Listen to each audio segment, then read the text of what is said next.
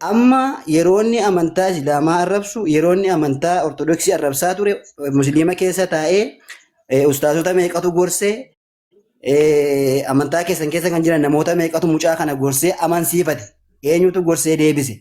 Yeroonni paantii dubartootaa uffataa ture, tuutmaajaa dubartootaa uffataa ture, yeroonni gogaa uffataa ture sana isin keessaa namni gorsee dhageessifate eenyu jira? Har'a gaafa inni dhufee amantaa keessan arrabsu immoo eenyutu dhageessifachuu danda'a nu keessaa? Gorsuun ni jira.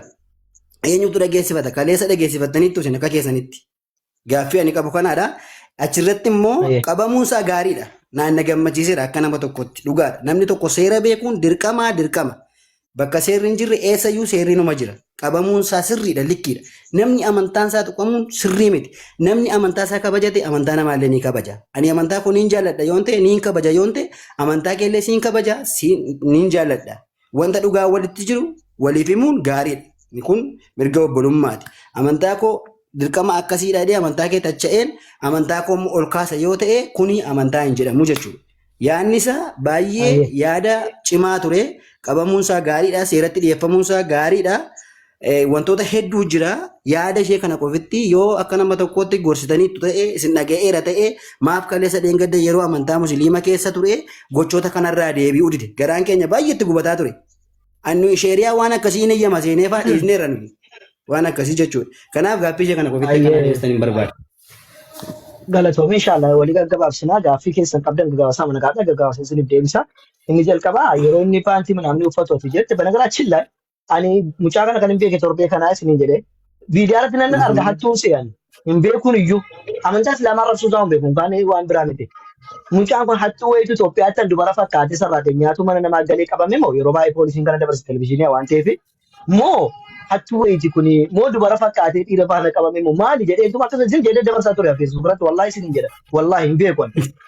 Dhumarratti biliyoon jedhama kuni kun amantii islaamaa minaan isin arrabsa naan jedhanii jennaan maaliif kana uffate reeyyuu jedheeni naadha banaa koo gaafadhe maaf kana uffate ree jennaan meebi islaamaa arrabsuu barbaadeetu naan jetteenaan cal jedhe waata kan dubbanne ilaame ani beeku ammallee sirraan dhagee malee amantaa islaamaa keessa taa'ee sana uffate yoo taate tokkoffaani dubartii fakkaatanii deemuuf tuutmaajaa kaachuun safuu biyyaa cabsuudha amantii dhiisi inni jalqabaa silaa kiristaanis muslimnis ortodoksiinis hundumtuu waaqeffataa walii keemchaa kana balaaleffatu qaba ture erga argitan amantaa islaamaadhaa miti tuutmaajaa kaachuu isaa isin arsite akka seera biyyaattis mootummaa biyyaas ta'e oromoomnis akka seera oromoottis wanni kun waan sirrii waan hin taaneef silaa yeroo sana isinis balaaleffatu qabdu nu musliimoota qofaa miti gaafatte jechuudha.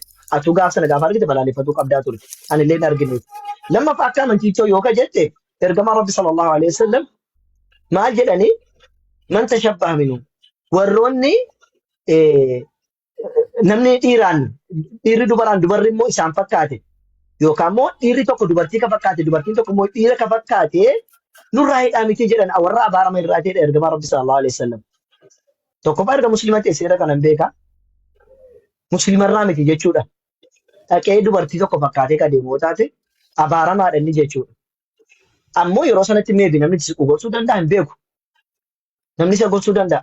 Abaaramaadha mucaan sun silmaayyuu ergamaa rabbi nutti himanii waan ta'eef salawaatu rabbi wasalaamu alayhi. Haa ta'uti garuu amma wanti inni itti beekame hin ta'u sanarrayyuu waa'ee amantii arrabsuu irratti. Amantii islaamaa arrabsuu isaa saniin dhageenyi ture viidiyoon isaan eeggadde torbe kana keessa argaa jira. Warri arge silaa yeroo sana dhorkuudhaa qaba ture. Maaliif yeroo sana hin gorsanne meebi warri itti dhiyaatan gorsuu danda'u warri sabee kan dubbachuu danda'u hin beeku. Akka miidiyaatti garuu an akka goota akka dhuunfaatti eeggaddan isa arge waan taateef innaan argu immoo yeroo sanatti kiristaana ture hordoffii godhame waan kana immoo karaa obboloota keenya aliifaa jechuudha aliin asirraa bu'eerna fakkaata karaa isaaniitiin hordoffiidhaan akka inni seeratti dhiyaatu kan godhame jechuudha. Kanaafuuti nuti dirqama nam tokko yoo itti manis hoo maal jedhanis seeratti dhiyaatudha musliima yoo ta'e jechuudha. Malee dirqama namni kun gorsamee deebi'uu qabaadhaa miti. Nuun mari'atee miti waan kana ka godhu. Kiristaana musliima ta'uu isaa iyyuu hin beeknu nuti. Nam tokko inni akka amantiitti dhufee ani musliima jedhee kiristaana arrabsu taate. Ani musliima jedhee waan fokkataa godhu taate gaafsan itti dubbanna. Nam tokko safara keessaa kee har'a kee yoo kiristaana arrabse yookiin immoo yoo ortodoksii arrabse yookaan immoo yoo deebi'ee dhufee musliima arrabse yookaan immoo jettuu jimaachaa kaatee deeme ayi mucaan kun musliimadha jennee wanti ittiin beeknu tokko hin jirru nuti. Ani musliimadha jedhee gaafa inni kiristaana arrabsu hin dubbanna nuti. Sigalee gaafa ani musliimadha ofiin jechaa jimaachaa kaatee deemu itti himna. Musliima ta'uu isaa iyyuu ani kunis reefis irraa dhagaa dura musliima ta'uu isaa iyyuu hin beeku ani. Saniifuu amma wanni nuti irra jirru yeroo beekneef argine kanatti kiristaanota musliimaa arrabsuus argine waan ta'eef nuti dirqamni nurra jiru amantii keenya kabachiifachuudha. Isin immoo yeroo sanatti erga argitanii fi amantii keessa kabachiifachuun mirga keessanii ture. Namni isin dhorke tokko hin jiru. Kiristaana isin argitanii turtanii gaafa ortodoksii arrabsu calisanii taa'uu qabdan turan. Isin amantii keessan kabachiifachuu qabu. Nuti immoo amantii keenya immoo dirqama kabachiisna waan taateef yeroo argineef yeroo dhageenyetti akka inni amantii keenya seerri nu kabachiisuuf hojiirra ishinii jirra. Kunimmoo barumsa isiniif illee ta'e bor nama amantii keessan arrabsu bakka inni deemetti adamsitan akka seeratti dhiyaasitan asumaan isinitti himuu barbaadan. Akkasii galatoomaa isin jechuu barbaada. Nama biraatiin carraa Tolee kenna. ustaaz kuni sirriidha yaada jirudha gaariidha bareedaadha haa ta'u kanaaf waan anta jechuu barbaade miliyooniin amantaa pirootestaantii kamiinuu bakka bu'uu hin danda'u. Asirratti wanti isin beekuu qabdanii miliyoon nama ta'ee namni miliyooniin hin balaaleffatin hin jiru. Maaliif haadha isaa abbaa isaa qullaa baasee nama abaaraa turedha waan ta'eef nama ta'e waa'ee kiristaanaa musliimaa yookiin ortodoksii minaaminii iyyuu miti. Nama ta'e kan hin balaaleffatin hin jiru mucaa kana. Annu maraataadha iyyuu jennee dhiisne haa ta'u immoo gara amantaa kanaatti dhufe amantaa kana da'oo godhatee jiru amantaa kana keessa ta'anii warri barumsa gadi fagoo hin qabne jala nammanii mana isaatti nammanii amantaa namaa xiqqeessanis jiraachuu danda'u sunis kan wal qabate jechuudha. Warri kun amantaa pirootestaantii kamiinuu bakka bu'uu hin danda'an. Wanti isin hubachuu qabdan amantaa pirootestaantii warri kun bakka bu'uu hin danda'an. Kanaaf warroonni as keessa waan meeqa walii gadi as intinaa jettanii amma ida bu'aa fi ture sirriidha birriin bu'aa fi ture. Annan kolfa kana gaafa ilaalu maaliif namni tokko sirriitti dhiyeeffamee adaba mataa isaatii argachuun gaariidha inuma jira. Seerri garuu akkas miti nuyi garuu seeratti dhiyeeffanna osoo hin taane waaqumatti ilaannaa jechuudha. Waaqni nuyi amannu waaqa of danda'ee nu jiraachisaa jirudha. Yesuus kiristoosidha kun immoo isatti ilaanna malee namni Yesuusin kiristoosin tuqe immoo inni iyyuu ijaa baafatan malee nuyi ofii keenyaatti dabarree qabnee dhiinnee kaballee shantaanee ja'aataanee mana namaa cabsinee zarrafannee waan itti gallu hin qabnu waaqumatti kan laanneeti kan nuyi dhiyeessu. Inni iyyuu ijaa baafataa jechuudha. Waan baay'ee argaa jirra waan ta'eef. Inni kunillee waan jira kunillee waan kijibaati. Maaliif jennaa akka kakuu moofaa keessatti soo ta'e Waaqayyo namoota akka qabanii seera isaatiin buluu dinnan akka ajjeesaniif ajajaadhaa ture. Inni Waaqayyo ofiisaa iyyuu akkas godhaan waan kijibaatidha. Ofiisaa ajajaa ture. Yesuus Kiristoos illee akkasumallee nama na jalatti hin bulle fidaan hundaatti gorraa jedhee dubbataadhaa ture. Isa kana akka kanaatti yoo deemne akka macaafaatti taasisuuf yoo taate sun waan biraadha. No, amantaa pirootestaantii ta'e pheenxee ta'e Yesuus kiristoosin tutte jedhee kan naqee kabalee dhiiga mana dhaaga shigartee beektaa? Nama arrabsuun argattani kaasilan yoo margitanii beektu nama Yesuus arrabsu akka hin jiru. Eenyuun argitee beektame? Eenyuun argitee beektu? Hin jiru si jammiru muslima ta'e arrabsu hin jiru. Abdiin takka Yesuusin hin arrabsine. Takka abdiin Yesuusin arrabsee hin jiru. Sigalee Yesuus arrabsee waa'ee kanaa dhiisi. Sigalee Yesuus gadi bu'ee Yesuus Kiristoos adaba hojjette taate haa ta'u abdiin takka Yesuus Kiristoosin arrabsi taanaan maaliif du'e amma iyyuu amma isaammaa kana seeratti dhiyeessuun mirga keessanii bara. Akaati viidiyoo inni arrabsi baasaa. Kun amma fuula rabbiitti dhiyaatee jira rabbi godheefi jira maal godhe. Dhaggeeffadhu. Kalaas waan biraa soofta taanaa gadi si buusa waa'ee abdii dhiyeessee yoo kan barbaadu taate akkam goota. Seera balleesseera amantii keessa arrabsee jiraame akka gootani kun abdiin biyya keessa jiraamite utuu biyya ormaatti baqateeraati nu baqateettu miti biyya keessa jiraamite yoo dandeessan irratti himata banaati viidiyoo keessan qopheeffadhaati yoo abdiin waan Phaawulosii fi Maarqoosii fi Luuqaasii fi Yohaannisii fi Maatiyoosiin jedhanii alatti dubbatee dhoote ela kunuun arrabse amantii keenya Yesuusin arrabseedha fida har'a koo qabu tokko jira gaa tokko biyya akka hin dandeenye nan beeka namni tokko moo fakkeenyaaf kan inni dubbate kan isin aarse keessaati Yesuus Kiristoos fannifamee fayyisuu danda'u kan fayyisuu danda'u maalidha jedhe gulukoosii kootee dhugaadha har'a Yesuustu fayyisaa har'a osoo hin taane har'a kan fayyisaa jiru gulukoosii isaa tabbaate. Dhugaadha sunaan amma nan deeggara tokkotti. Gulukoosii isaatu sattaamee fayyisaara malee Yesuus miti kan fayyisaa jiru. Sigalee kanaafiitu wanni inni dubbate kun dhugaadha sana dhiisi. Yoo barbaadde ragaa irratti dhaqee himata banadhuti himata sanaan booddeedha seeratti dhiyeeffachuu dandeessu sin jechuu barbaade. Kanadha yaada wanni osoo hin taane nama biraarraa yaada fudhannaa dhibama. Bucuu ishee kennuu hin danda'a dhiifama garuu. Warra sirba seenaa jira dhiifama dagaba. Meel itti buufi. Carraa. Ani yaada kiyya xiqqoo ishee waajjiraan dubbatee jira yaada nani dubbachuuf ka'e baay'ee hin dubbadhu. Miliyooni amantaa musliimaa keessadha kan ture waggaa dheeraadhaaf achi keessatti kan ani guddadhee dhaladhee jechaa ture. Yeroo achi keessa ture suni hojiin inni hojjechaa ture baay'eedhuma kan amantaa wajjin wal qabatu illee otoo hin taane aadaadhuma Oromoo fi safuu Oromoo kan gachisiisu wantoonni inni hojjechaa ture. Uummanni hundumtuu guutummaan guututti argaadha kan ture jechuudha. Namoonni afaan Oromoo dubbatan miti. Namoonni afaan biraa dubbatan dhaga'an iyyuu baay'een isaanii balaaleffachaadha kan turanii jechuudha. Baay'ee waan namatti hin tolledha kan inni hojjechaa ture yeroo achi keessa ture. Isa kana hundumti keessan iyyuu quba qabdudha yaada. Yeroo amantaa musliimaa keessa turedha. Mana hidhaallee deemeera wantoota garaagaraa baqa. Musliimni jedhe dhiifama naa godhe. Inni Ragaa jechaa qabdu, ture achi keessatti dhaladheen guddadheedha kan inni jechaa ture. Anamma ragaa iyyuu keessaa noo barbaade waraqaan eenyummaa isaa wanti hundumtuu seera jala kennamee jira. Amma achirraatti kaasee akka inni amantaan isaallee maal akka ta'e achirraa ilaaluu dandeenya. Soba akka dubbatanii salphanne. Maaliif jennaan gaafa ID fudhatu biyya keessaati musliima moo kiristaana dhamee dingatan beeku akka biyya keenya keessa jirru yoo ta'e musliima kiristaana Abdii dhamee isaa wajjin fa'aa goddanyaadha kan isaan turan. Abdii Raggaasaa wajjin goddanyaa turanii isarraa yoo gaafachuu dandeessu. Inni durumarraa kaasee Afaan isaarraa malee kan dhaga'e inni musliima musliimadha kan ture. ragaa tokko qabdu isa inni dubbatu miti ragaa tokko qabdu baakgiraawundiidha wanti qoratanii Ofiisaati jechaa ture. Ofiisaati miidiyaa irratti kan inni dubbachaa ture. namni Ofiisaati. amantii tokko arrabsuudhaaf laaggeeffadhu namni amantii tokko arrabsuudhaaf amantii tokko da'oo godhata sii galee fakkeenyaaf ani yoon barbaade xiinxeen ture dura siin jechaadha dhufeessitu waan barbaade siin jechuu danda'a kun poolotikaadha siyaasa deema namni siyaasa osoo hin taane wanni sirraa barbaadu farhaan akkas jedhee inni akkas jedhee osoo hin taane wanni ati fiduu qabdu ragaa inni namni isa beeku namni ollaa isaa tokko musliima turan biratti guddaate bakka akkasii naannoo akkasii waliin ilaalanii namni ragaa ba'uuf hoo jiraate takkaa waraqaa inni qabu keessaati wanni inni baratee jiru keessaa islaamaa keessaa hoo jiraate illee agarsiisu malee inni dhufee asitti musliiman ture jedhee sobee amma poolitikaan dhufe maa inni musliiman ture jedhee barbaade koo sana dhiise har'a koo biyyaa fi jalabiyaa kaawwataniiti barra shubbisaa jiran amantaa peenteedhaan maaliif jennaani musliima fakkaatanii yesuusin akka waan fudhatanii musliima fakkaatanii akka waan islaamaa xiqqeessuudhaaf godhani waan kana hojjetaa jiran. Kun immoo silaa'uu Ustaaz isammoo maalidhaan ree kan beekamu dhiifama wajjin dhiifama ustaaz maalidhaan beekna ree sammuu ani musliima yoon jedhe maalidhaan kan na beekuu dandeessan. bakka Isin yeroo musliima yoo musliimummaa keessa si duba keessan qoradhee waaqayyootu rabbitu beeka malee no maalidhaan beekna. yoo si duba qoradhee waa'ee kee la si duba qoradhee waa'ee kee yoo hin barre sirraa amanee fudhadhu garuu yoo nama poolitikaan hojjenne taate nooma akkasumatti fakkeenyaaf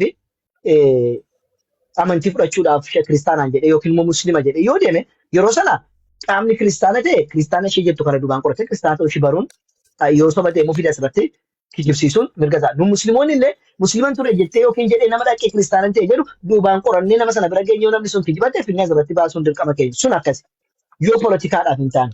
Waan kana alaa garuu namni tokko Yaada poolitikaa kiyya na jechuudhaaf dhufee xumursiisa asirratti maala. kana wanni jechuu barbaade inni musliima ture waan jettu dhiisiti akkasis gochaa ture jedhamee haasa'amu waan jiraatu ta'e malee nam tokko islaamaa isaa osoo hin beekne musliima ta'e Isa nama kan arrabsaa ture waan waan jedhu dhageenye godhiitu. malee nuyi bakka inni itti dhalatetti miti. Bakka inni itti dhalate Karaa ani seenii beeku. seenyaa Miidiyaa irratti akkuma kanan jedhamu baree yookiin xiinsammuu yeroo qabaa achi yookiin keessa immoo ture sana yeroo poolitikaa hojjetaara waan ta'eef sanni jedhe dhiistee akkasumatti haasa'e yaada kee kennadhu. Ustaazi Okay. dhiifama naa Kanan godhaa jalqabe jechuun xumura waa'ee yaada nama gabaabaa tokko dhiifama carraa kiyya bilis hojiin deemaara bilis. Waaqni jala gidduu ishee Xumuradheen deeman yaada gabaabaa dhiifama bichaadhaan waan falmii minaamina barbaadee miti ani yaaduma kiyyaa gan seeneeti yaada gabaabduu kennadhee ba'uuf malee jechuudha. Na yeroo sana uummanni gadi ba'ee irratti duulaa ture namoonni baay'een jechuudha akka Oromootti iyyuu kuni safuu keenya cabseera aadaa keenya cabseera jedhanii namoonni baay'een balaaleffatanii mana hidhaallee deemee ture. Isin garuu namni isin keessaa irratti gadi ba'ee dubbate namni tokko viidiyoo irratti hojjete hin jiran hin agarree jechuudha. Laalaa waan turreef jechuudha. Inna achi keessa yeroo ture amantaan inni xiqqeessaa ture baay'ee isaatu jira. Dhugaa dubbachuu fi amantaa keenya illee arrabsaa ture. Bakka waan baay'ee hojjechaa ture jechuudha. Namni tokko irratti hin dubbanne. Haa ta'u kan inni dhufe pirootestaantiidhaani kana booda kan inni jedhe naannoo ji'a tokko hin caalu. Reefudha jechuudha akka nan argetti. Yeroo eega dhufeeti immoo namoonni baay'een gaafa isa jala deemanii arrabsanii viidiyoo isaa jala deemanii arraba adda addaayyuu yeroo kennanii fi kan inni dubbachaa ture ani kana booddee arraba kiyya sirreeffadheera ani kiristoosiin fudhadheera waan ta'eef isin arrabsuu hin danda'u bakka kaleessaa sanatti naan eeginaa ani akka kaleessaa sana miti jedhee yeroo inni deebisaa turedha kanan nan arge jechuudha. Haa ta'uti garuu viidiyoon isinitti dhaga'amu tokko tokko jiraachuu danda'an soba dubbachuuf otoo hin taane kanneen nabiyyeen Muhammad arrabsu kan isinitti dhaga'amu jiraachuu danda'a jechuudha. Haa ta'uti namoonni gorsitaniittu mucaa kana itti dhiyaatanii gorsitanii anarra boossanii anarra akkas taatanii maal jettaniif isaaf dubbattanii yeroo inni amantaa keenya xiqqeessaa ture nabii keenya arrabsaa ture gorsitaniittu jettan. Yeroo inni aadaa sana safuu sana akka sanatti babal'eessaa ture waan hin taane hojjechaa ture sana isin gorsitaniittu amantaa keessan keessadha kan inni ture yeroo sanaa jechuudha. Namni tokko gadi ba'e irraa dubbatee hin beeku. Fooloowersiin isaa yeroo sana naannoo miliyoona tokkooti jechuudha. Inna gaafa inni ani pirootestaantiidha kan jedhee maqaa pirootestaantiidhaatii as dhufu akkaawuntii isaa jala gubamee jechuudha. Inna Abdii Raggaasaa gadi ba'ee ani Kiristoos Yesuus biyya Itoophiyaati jedhanii viidiyoon isaan hojjechaa turanii wanti isaanii pirootestaanti irratti macaafa keenya jajallisuudha. Wantoonni isaan hojjechaa turan kiristaanota baay'ee aarsaa ture. Nuyi garuu ajjeefamu haa qabamu akkasaa ta'u jennee labsii irratti baasnee hin jiru. Waaqayyotti kenninee dhiisnee jechuudha. Isin isa gorsitaniittu. Abdii Raggaasaa gorsitanii beektu viidiyoo irratti hojjettanii lakkii obboleessa keenya ati kaleessa dhufte quraana keenya hadiisa keenya sirriitti hin beektuti. Lakkii amantaa namaa hin xiqqeessine nuyi durii kaasneetiin amantaa pirootestaantii kabanyee wajjumaan jiraachaa turre nuyi tokkodha oromummaa walitti qabna. Lakkii abdii kun akkas miti akkas hin godhin jettanii gorsitanii beektu viidiyoo irratti hojjettanii beektu.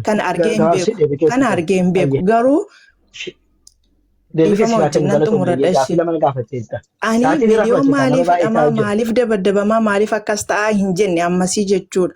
Garuu gatii nama hundumaa waaqayyootu kaffala guyyaa isaa eegee jechuudha. Kan nama hundumaa waaqayyoo harka jira malee nama harka miti jechuudha. Haa ta'uti garuu ajjeefamuu qaba akkas ta'uu qaba morma irraa darbina maashaallah akkas kan jedhamu kuni akka obbolummaatti akka oromummaatti gaafa deebinu xiqqooshii nama saalfachiisa. Dhugaa dubbachuuf seerri nama hundumaaf kan dhaabatedha. Kiristaanaafis musliimas nama hundumaaf kan dhaabatedha. Seeratti dhiyaachuun rakkina tokkoyyuu hin qabu jechuudha. Garuu ajjeefamuu qaba akkas ta'uu qaba mormirraa gatamuu qaba otoo bira jiraadhaan hin qala kan jedhu kuni amantaa keessan keessatti iddoo akkamii qaba. Quraana keessan keessa jiraanii jechuu barbaada. Jaradis warra zalaa Saudis nama dhuunfaa zala deemu majhula naasa'e majhula jechuun nama beekamu irraa naasa'ine waa'ee nama beekamu. Okay, ishi ustaaza kiyya dhiifama ustaaza kiyya isinii dhugaa dubbachuu fi nama sammuu bilchaataa qabudha. Yeroon isinirraa taa'ee dhaggeeffadhu tokko jira. Dhimma walqixxummaa irratti akka oromummaatti yeroo isinii wantoota gaggaarii dubbattan isinirraa wantan ilaalu madaalu tokko nan qaba. Garuu ijoollonni as jala yaa'anii koomentiidhaan ajjeefamuu qaba mormirraa darbatamuu qaba jedhan kuni inni kuni quraana keessan keessa jiramu waan namatti dhagaamu waan oromoo keessa hin jirre maaliif jechoonni akkasii kun eessaa baratanii isintu waan akkasii barsiisaa jiramoo quraana moo hadiisa keessan keessa jiramoo maaliifidha jechoonni kun warroonni akkas jedhanii barreessan kuni utuu bira jiraatanii uma ajjeesu miti hin jedhama akkas akkami maaltu isinitti dhagaama isiniin isin maal jettanii yaaddume waan kan dhiifama naa godhaati. Gaaffii sadii gaafatte tokkoffaa gaafa biliyoonni safuu cabsu maaliif hin dubbanne lammaffaa Abdii Raggaasaa gaafa inni dubbatu maaliif viidiyoo irratti hin hojjenne sadaffaa waa'ee ajjeefamuu kana maal jetta quraana keessa waan jedhudha. Inni jalqabaa waa'ee biliyoonii biyya keessatti gaafa inni safuu cabsu jette kan inni cabse safuu Oromootiin aan jettee hunda gongoruu dhaabaadhe safuu Oromoo gateeti Oromoon tokko lama sadii afur irraa ba'ee dubbannaani fardul kifaayaa jenna akka amantii Islaamaatti fardul kifaayaa fi fardul ayin jedhama. Kana jechuun afaan Oromootti dirqama wanti namni hundumtuu gochuu qabuu fi namni tokko yoo godhe kan sirraati bakka bu'u jechuudha. Fakkeenyaaf waa'ee siyaasa biyya keessaa namni hunduu irraa gahuu jechuun qabu siyaasa biyya keessatti. Waa'ee siyaasa dirqama farahan keessa deemuudhaan hin qabu. Maaliif jennaani waa'ee siyaasaarraa yoo Johaar dubbate yoo Baqqalee Garbaa dubbate yoo Abiyyiin dubbate yoo warri kaan dubbatan gahaadha. Nuti teenyee dhaggeeffachuu qofa. Nama beekumsa qabutu nama bara bakka bu'utu dubbata caljenee dhaggeeffa. Dirqama hundi keenya akka horii wal baana iyyinee biyya rabbashuudhaan qabnu. Warri beekumsa qaban akkaataatti dubbatan beekan waan kana jara laalatti dubbatennaan gahaadha. Gaafa jarri kun hin jirre yoo nuti dubbachuun dirqama ta'a gaafsan. Fakkeenyaaf waa'ee namni biyya kana keessatti namoonni mana ajjeefame namoonni mana du'e minaamin jedhamee gaafa biyya keessaa Oromoo mana ajjeefame maaliif sheekonni hin dubbanne yookiin farhamaa viidiyoon hojjenne gaafa namni naan jedhu gaafa ani dubbadhu yoon beektu otoo namni waa'ee kanaa ba'ee nurraa bakka bu'ee hin dubbanne osoo hin jiraanneeti nan dubbadha. Garuu nurraa namni bakka bu'ee dubbatu jiraannaan inni waan nurraa malu yookiin waan nu dubbachuu malu nu dubbateeru waan ta'eef yoo dandeenya laayikidhaa barbaanne sheeriidhaan goona nuti immoo bakka isaa buune immoo waa'ee amantii immoo barsiisna. Amantii barsiifnaa waan inni hin beekne inni immoo nurraati waa'ee siyaasaa waa'ee sagaleeta waan nurra caala namoonni isa hordofu wanneen waan ta'eef isaaf dhiifna sii galee Kanaafuuti yeroo sana Oromoon garii dubbateera taanaan kiristaana musliiman jedhamu kun seera safuu cabsaadhaan. Kiristaanillee dubbateera taanaan ana farhaan irraa bakka bu'ee dubbate Oromoo haggan ta'e tokkotti. Kiristaanni fedhe yoo ta'u. Musliiman dubbate taanaan kiristaanarraas musliimarraas bakka bu'eeti kan inni dubbate jechuudha. Waa'ee Oromummaa keenyaaf dubbate safuu Oromoo cabsuuf waan ta'eef jechuudha. Kun kanaas ifaa deebi'u. Lammaffaa waa'ee abdii jetteef. Waa'ee abdii jetteef. Abdii akka obboleessa tokkotti jaalladhaani. Yeroo hunda halkanii guyyaa waan inni godhu irratti yoo gorsuu qabaanne kan gorsinu wanni jenne kan sirriitti dubbanna keessaan. Waan baay'ee iyyuu sirreessee jira abdiin haala duraarraa. Abdiin soba dubbatee miti banagaraachilla. Akkaataa inni dubbatutu namoota miira keessa galchaadha malee abdiin wanni inni kijiba dubbate tokko hin jiru. Haaluma sanayyuu akkaataa dubbii keessa reeffadhu jennee akka dhuunfaa keetti bilbilee fi gosa kiyya narraa fudhateera. Keenyillee biyyattillee gaafa naqu ta'e isa raasofnee jira. Wanni dubbatu soba ta'e miti bara. Akkaataa inni itti dubbatu akkam ta'uu qaba. Akkaataa namatti himu akkam ta'uu qaba waan jedhu ittiin haasee jira inni kijibaa jedhu asaa ba'ee. Lammaffaa waa'ee illee atamma Yesuus Kiristoosii gaafa jedhan sanas dubbannee jirra. Niifne nuti ergasii deebi'ee godhee beekaa. Banagaraachilla wanti sun badii ta'e miti banagaraachilla. Fakkeenyaaf Yesuus jette amma Yesuus hedduutu jira. Macaafa keessattis Yesuus Baarnaabaatu jira. Iyyaasuun Yesuus jedhama. Yesuus warra Israa'el, Yesuus warra kanaa, Yesuus warra Itoophiyaatu jira. Akka maqaatti rakkoodhaa miti. Waan fakkaateef malkiidhaan fakkaata jechuudha. Footoo sana fakkaataadhaaf jedhe malee inni nabiyyummaansaa kabajaansaa akka Yesuusii jechuudha barbaadame miti haasaa inni dubbate keessatti. Hundi keenya dubbii jedhanachi fudhanna malee inni mataansaa kun namichi isaa akteerii fiilmii namni godhatee Yesuus jedhee deemu sana fakkaata. Yesuus kan Itoophiyaati inni kun immoo Yesuus kan Ameerikaati jira. Inni kun immoo Yesuus kan Itoophiyaati jechuu barbaadameetu malee akteeriin suni malee Yesuus macaafa qulqulluu keessa jiru sana isa nabiyyiidha jedhamee yookiin immoo jirri waaqayyo jedhan sana jechuu osoo hin taane Yesuus isa namoonni warri biyya alaa Ameerikaanuu godhan akka Isaayyaas jedhutti Yesuus Kiristoos gurraachaa fi dhabeessadhaa nuun jedha. Simboo dhabeessa jedha macaafni gurraacha danda'u yeroo ammaa keessa falmii jirama warri Ameerikaa nurraa fudhachuuf deemanii akka macaafaatti ta'e Yesuus Kiristoos adiidha jedhanii warri Afrikaa immoo yeroo ammaa no Yesuus Kiristoos gurraacha ture jechaa jiran. Banagaraachilla Yesuus Kiristoos gurraacha akka ta'e macaafa yoo hubattan argattu beektu seera keessa deebii boqonnaa 25 dhaqaati dubbisaati yoo sana hubattan Yesuus Kiristoos akka inni gurraacha ta'e jalqabarraa kaaftanii fudhattu. Eenyu Esaawoo fi Yaaqoobiin Waaqayyo isa diimaa eenyuun eebbisee isa diimaa eenyuun abaaree isa gurraacha immoo eenyuun akka eebbise. Yoo yeroo sana beektan diimaan akka eenyu akka ture hin beektu Esaawoodha diimaan. Diimaan Esaawoodha. Gurraachi immoo kan Waaqayyo eebbise Yaaqoobidha. Kanaafuu karaa Yaaqoobiin Yesuus Kiristoos kan inni dhaloonni isaadhaa dhufe jechuudha. Kanaafuu Yesuus Kiristoos gurraacha jedhamee beekama malee adiidhaan jedhamu. So inni kan inni jedhe waa'ee mataa guddifachuu fuulli namicha akteerii sana fakkaachuuf jedhe malee abdiin amantii kana xiqqeessuuf waan jedhe miti akka keessaan waliin dubbadheetti kana galatoomi kabiraa waa'ee quraanaa keessaatiin na gaafatte quraanni ajjeesa jedhaayyuu jette. Hunduu seera mataa isaa qaba islaamummaa keessatti seera mataa isaadhaa qaba. Seerri kun yoo kanatu taate hannoo taate harka akka kutamu yoo ergama Rabbi sallallahu alaihi wasallam kan arrabsu taate yookaan immoo Rabbiin arrabsu taate yookaan biyya akka ari'amu yookiin seeraan akka seera biyya sanaatti akka gaafatamu kan shari'aa islaamaa mana gaafatotaan kan shari'aa islaamaa sittiin kan seeraa biyyattoota immoo nuti seera biyyaa jalatti bulaalla malee shari'aadhaan bulaa hin jiru. Itoophiyaatti soote akka seera Itoophiyaatti kasasnee firdiin akka kennamuufi goona malee akka seera biyya keessa jirutti kasasamee akka seera biyya sanaatti akka firdiin kennamuufi goona malee yookiin immoo murteen itti kennamu goona malee nuti akkas ta'uu qaba waan jetteef farhaanarra du'uu qaba waan ta'eef du'uudhaa qaba miti. Otoo haaduu jennee immoo jalqaba gaafa qabamu iyyuu seeratti dhiyeessuu osoo hin taane ajjeesee kee nuti harka keenya kennina islaamni nama ajjeesaa jedha achuu danda'a ture namni ajjeesuu danda'u ture achitti. No garuu seerri biyyaa hin jirti waan ta'eef seera biyyaatiin namni kun nuuf haa gaafatamu malee seera biyyaatti dawwalamee dhufee qabee fuudhee bakka seeraatti kan inni geesse jechuudha. Kanaafuu akka seera biyyaa taasifnaa farhaan aduu jedheef warri komantii aduu jedhaniif biliyoon du'aa jira miti seerri biyyaa immoo akka seera biyya isaatti namni kun dubbiin dubbate gochiin raawwate kun hagam adabsiisuu danda'a. Hidhaadha moo biyya kanaa baasuudha moo maal gochuudha kan jedhu isatu beeka waan ta'eef seera kenninee jira. Seerri akka barbaade irratti qorannoo godhee seera akka biyya sanaatti murtii akka itti kennu jechuu barbaada. Akkasii galatoomii si deebi'ee yaada qaba namoota biraatiif carraa kenna. Masiimoo daggafaa dura seenu. Just yoo fedhe keessatti carraan Sentee baatee caalaa gachaa. Maal jette bilaa? Carraan kiyya natti fakkaate miliyoon baga qabame ani amantaan koo ortodoksiidha. Osoo kaleecha giseenni amantaa ortodoksii arrabsee xiqqeessee baradistii baatee cilfaa baatee gisee inni dhufu san osoo qabamee yookiin immoo osoo gorfamee gisee warra irraa gadi baatanii amantaa akkasuma amantaa kiristaana keessa jechanii too miliyoon deeggartan kuni guyyaa inni amantaa kiristaanaa arrabsu yookiin immoo amantaa ortodoksii arrabsu san oduu itti dhiyaatanii gorsitanii arra amantaa musliimaan arrabsu ture. Sinigalee oduu guyyaa san gorfamee warra irraa gadi baatanii mormitanii fi akkasii miti hidhamuu qabu ajjeefamuu qabu minaamina jetta sun kaliisa maaliif akkas jettanii itti dhiyaatanii gorsinaa yoo inni amantaa abbaa barbaadee gadi ba'ee qeequsan. Naan yaada baay'een kennu baga qabame bagnatti tolee jira waan barbaade seerri yoo itti farade seerri immoo amantaa kamiyyuu namni kamiyyuu amantaa namaa qeeqaa hin jedhu.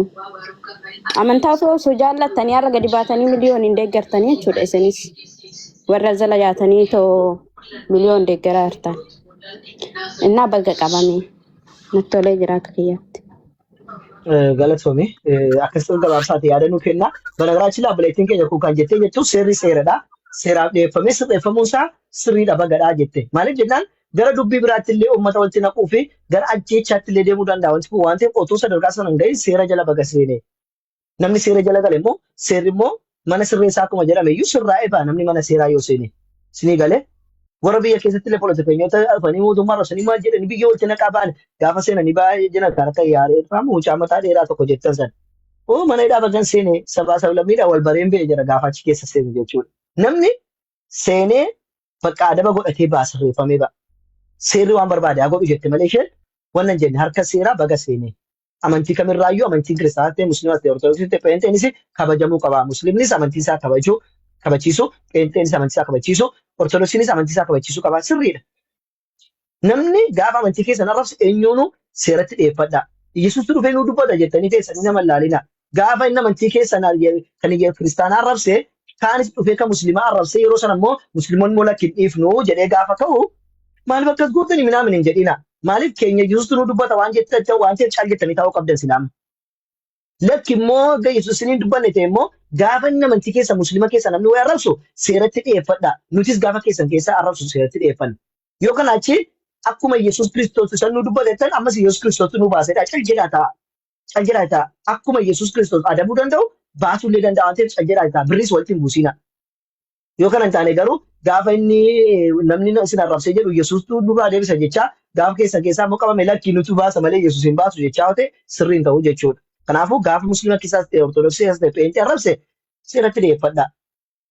Gaafa keessan seene immoo seeraan haa gaafatamuunis akka kana. Yoo akkasiin taane amantiin biyya Itoophiyaa keessa jiru hundumtuu ganaa gara lola guddaatti deema. Sun immoo sirriidhaa miti. Nuti nageenya maatii keenya barbaanna. Nageenya biyyaa barbaanna. Yeroo ammaatti biyyi keenya kan barbaadu taragaaga'uu barbaada. Sinii galee karaa siyaasaadhaan namni walitti ka'a. Karaa amantiis akkas walitti ka'a. Abbootii amantaa wanti jedhameef bara. Baalagee akkas ofirraa hin balleessine abbootiin amantaa warra biyya bulchuu danda'u. Warra mootummaallee yoo inni balleesse gorsachuu danda'u. Yoollee mootummaa waa godha akkasii miti jechuu kan danda'u. Amantii kan jennu kanatti beekna miti.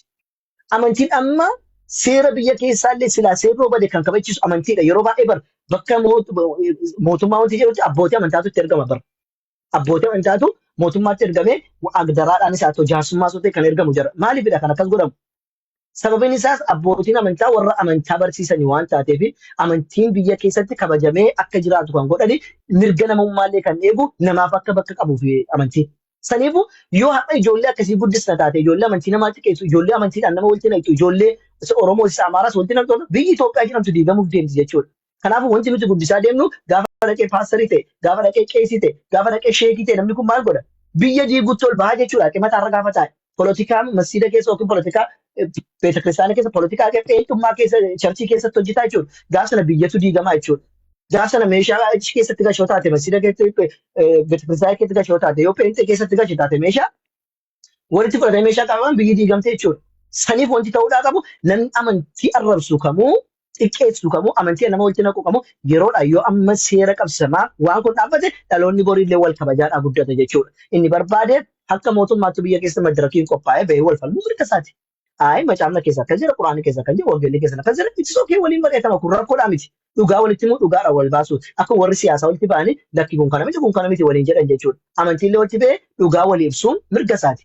waan sana hin taane garuu waan ragaa hin qabne amantii dhufanii gadi ba'anii amantii nama arrabsuun biyya keenya illee diiguuf deemti nuti kan hin qeeballu akka musliimaatti. Biyya eeguun illee akka islaamaatti dirqama mataa keenyaa qabna. Itoophiyaa ma jedhamtu kana eeguun dirqama mataa keenyaati. Orma miti kan dhufee nu eegu. Musliimuma kanatu ani Itoophiyaawwiidha. Musliimuma kanatu anatu Oromoodha. Musliimuma kanatu biyya kana akka inni guddatee bakka guddaa godhu qabu nuyi. Kiristaanillee kana jechuu qaba. Biyya kana kan guddisu nuyidha. Biyyi kun kan keenyadha. Biyyi kun nageenya kan argamsiisu qabu nuyi kiristaanotadha. Yoo hin jenne uumaan nun galchuu yoo kan jennu taate biyyi kun hin diigamti jechuudha. Kanaafuu dirqama mootummaa miti biyya kana kan eeguu qabu. Mootummaatti waan hunda kennitanii teessu taanaan mootummaan karaa warra siyaasaa moo warra daangaa eegamoo warra biyya gubuuf deemuu eegamoo dhufee immoo warra amantii keessa eegu. Warra amantii kan eeguu qabu abbootii amantiiti. Gaafa inni dubbate abbootiin amantii gadi ba'ee dubbatu taanaan gaafa inni waa balleessu abbootiin amantii waliin gorsatu taanaan achi biyya diigna mootummaa achi biyya ijaaraa jedha. Nuti achiitti abidda qabsiifna achi mootummaan abidda dhaamsaa jedha. Akkamitti taaree kun. Kanaafuu tokkoon kun nama dhuunfaa dirqama immoo warra amantii guddaa bakka guddaa irra jirus miti. Anaaf illee dirqama mataa dhuunfaa qabna. Biyya keenya biyya taragaaggaatee biyya nagaa buustee biyya amantiin seeraan gadi bahamee hunduu waaqeffatee ol galu jechuudha. Inni beeksisa isaa deemu nagaan deemee nagaan akka galu. Inni charchii deemu nagaan akka galu. Inni masjida deemu masjida isaa seeraan deemee akka galu. Kan waaqeffataa nagaan akka inni waaqeffatee deemuuf dirqamni anaaf sirra jira. Dirqama mootummaarra miti. Nagaa biyyaa kabachiisuun kan hundaatidha. Tole mootummaa dahoo godhanneeti deemaa jirra malee dirqama hunda keenyaati. Saniif sana ta'uudhaan immoo hundi keessan amantii keessan kabachiisuun dirqama keessanii amantii ormaallee kabachiisuun dirqama kan keessanii gaafa namni amantii namaa arrabse illee hin cakkoon jedhiina gaafa amantii namaa xiqqeesse jedhe namni nama hin jajjabeessina nama amantii namaa jabeesse sirrii miti jedha gaafa inni sirrii miti jettanii itti himtan innuu kan koogeessaan erga natti miti Oromoo maalaan haa jedhu hindi san dhaaba. Otoo namni dubaan fa'i jabaadhu gaffoo osoo hin jiraanneeti namni bee amantii namaan arrabsu gaffa'uu keenyadha. Dhugaa qabdu fidi lallabadhu wangeelarraati. Quraana keessaa dhugaa qabdu fidi lallabadhu. Quraana keessaa kun sirrii miti waan jettu fidi kottu gaafadhu baradhu. Macaafa qulqulluu keessaa sirrii miti kan jettu fidi walitti himi rakkoodhaa miti. Ragaadhaan haasa'e beekumsaan wal mormi. Amma addunyaan deemtee jirti beekumsaan malee arrabaan miti. Saniifuu haala kanaan yoo taate biyyi nageenya argatee guddatee inni dhugaa qabu dhugaasaa himatee inni dhugaan jalaa dhokate dhugaasaa ifa ba'ee akkasii waliin jiraachuu dandeenya. Yoo sun hin taane garuu biyyas diiguu deemna walis balleessuu deemna sun sirrii miti jechuun jira asirratti galatooma deeggafa waan asii kennisaa dheeraa fudhadhe dhiifama. Tole galatoomii faraan hundumti keessanii akkam jirtu nagaadha. Nagaa baga jiraatti. Amiin hundumti baga nagaa taatanii yaa'u xiqqoo mashee mariin keessa waan natti toleef isinii wajjin xiqqoo haasa'uu barbaadeeni. Yeroo na laattaniif galatooma isinii jechuu barbaada. Wanti nuyi beekuu qabnu wantoota lama yookaan sadii duwwaa kaaseen dhiisuu barbaadaani. Nuyi wantoonni nuyi waliin qabnu wantoonni gurguddaan lama jiru. Tokko eenyummaa waliin qabna. Kana nama miti waaqatti nu uume. Hundumti keenya afaan tokko dubbanna. Oromoo godhee waaqayyotu nu uume nama miti. Kun immoo hundumti keenya Oromoo ta'uu keenyaani. By the way, especially eenyummaadhaan iddoo guddaa waliif kennuun dirqama keenya yaada. Kun ilaalcha kooti. Eenyummaa yommuu siin jedhu fakkeenyaaf ati Oromoodha. Anillee Oromoodha. By the way akkaan balleessuu dandeessaati. Fakkeenya cukooti dhiifama. Fakkeenya cukooti. Garuu akkaan illee yoo balleessite waanan dhiqadhee miicadhee baasuu hin dandeenye tokkotu jira. Waanan umurii kodhu guutuutti gadduu danda'u yoon balleessaati danuu balleessite sanaa fi immediately tarkaanfii taane sirratti fudhadha yoon ta'e ergan kana godhee booddee illiinaa umti koo wanti nakkasasu jiraachuu danda'a.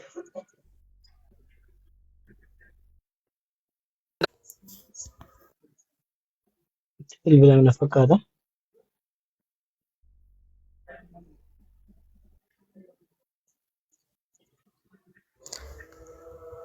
Ayyeetuuf. Wantani umurii koo guutuu na ceephaasisu immediately sa'aatiin wanta badaa sana sirratti argetti yoon tarkaanfii sirratti fudhadhe yookaan immoo yoon har'a si miidhee boriitu tarii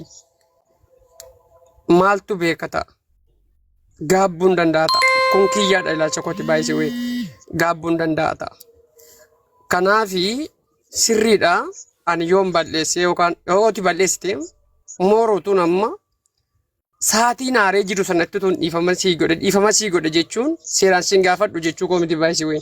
Seeraan yoon si gaafadhe yakka miti. Karaa seeraatiin si gaafachuu danda'a. Garuu sa'aatii sanatti tun siif obse. Sababiin isaa yooti miidhamte seeraan illee si gaafachuu hin danda'u.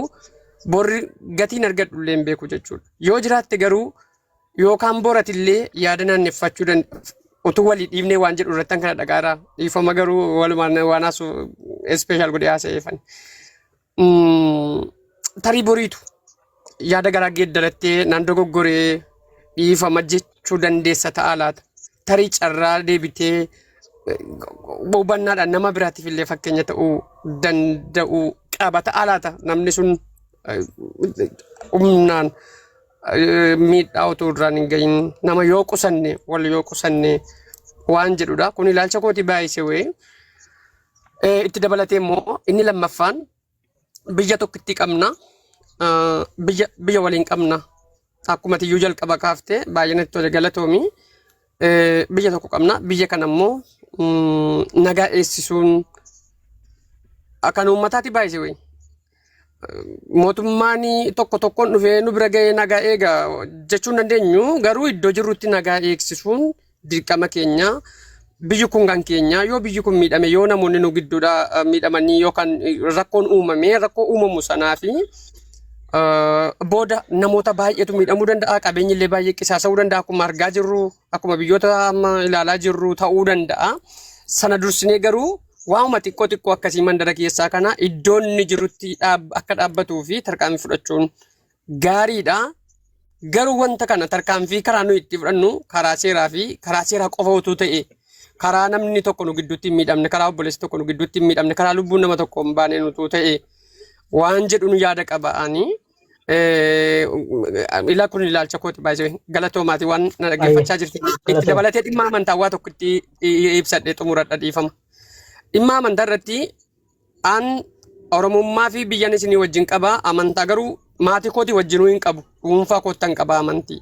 Amantaa dhuunfaatti hin qabu sabaa wajjinan qaba. Amantii garuu dhuunfaa koottan qaba. Amantiin dhuunfaa kootti isa nama netanaaf jireenya. Siifis dhuunfaa keetti maatii keetii wajjin illee miti amantaan kee. Maatiin kee illee filannoo isaati. Amantiin dhuunfaadha. Amantaan garuu gamtaadhaan. Amantaan gamtaadhaan hawaasummaadha amantaanii.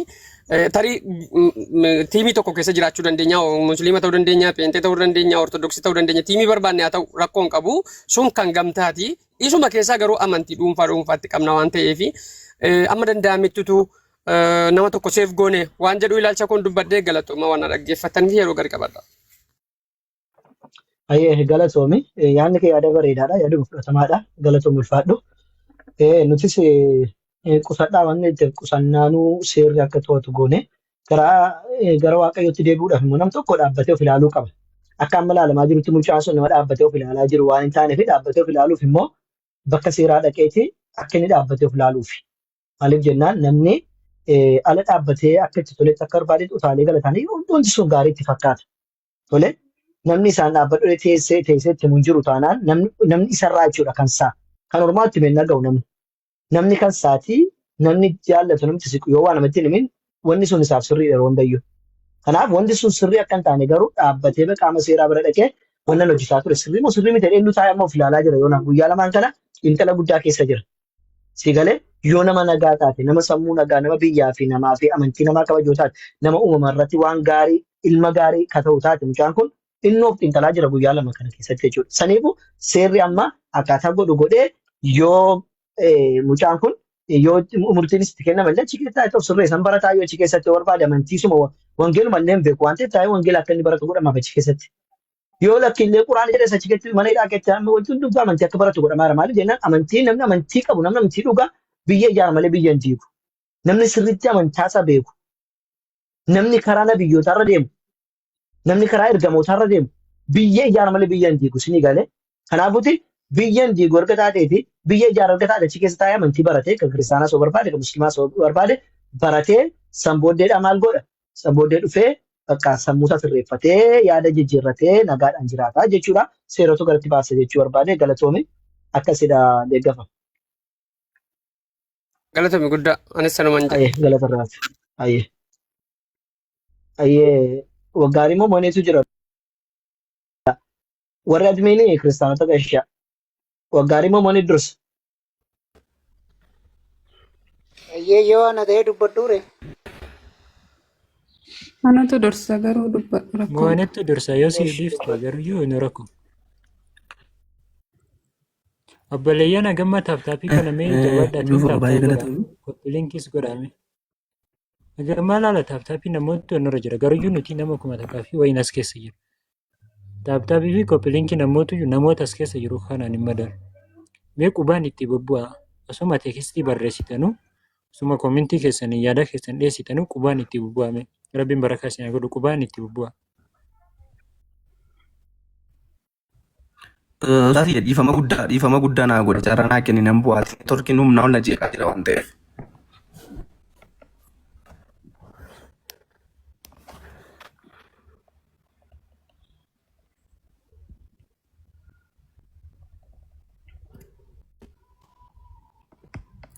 Mi'ootii irra jirta. Okay, Shimoon inni eeyyamtaa fi okay eeyyamtuuf taatee dubbadhu seen jechaa jira ture. Moonee yoo si eeyyamte nuti irra akka jiru hin argine. Torkii waan malee sammuu barbaade ani nama itiksii qabudha. Siimee kana deebiseera modereetarri asumaan xiqqoo sumaatti baay'ee galateeffadha. Siimee kana deebisaniiru. Torkiin koo waan baay'ee na buuseef ustaasaati nama guddaadha baay'ee guddaa galatoomii. Namni tokko musliima ta'ee fi jecha inni dhugaa dubbatee dhoksuudhaaf mooraalii akkasii hin qabnu namni tokko kiristaanaa ta'ee jecha sobaa dubbateef nama akkasii hin deeggaru yoo xiqqaate gastii miliyoonii irra hedduu galeera. Tekstiin barreessaa ture isinitti nan agarsiisuu nan danda'a. Baay'een jabeessaa baay'een gorsaa dhiisi kanan jedhu hedduun qabaa. Raadiyoo kanan jedhu hedduun qabaa. Xiqqoo nama irratti dogoggora qaba. Dogoggorri isaa kun inni ijoollee warra galamtuu dubbitti kaasa miliyooniitti.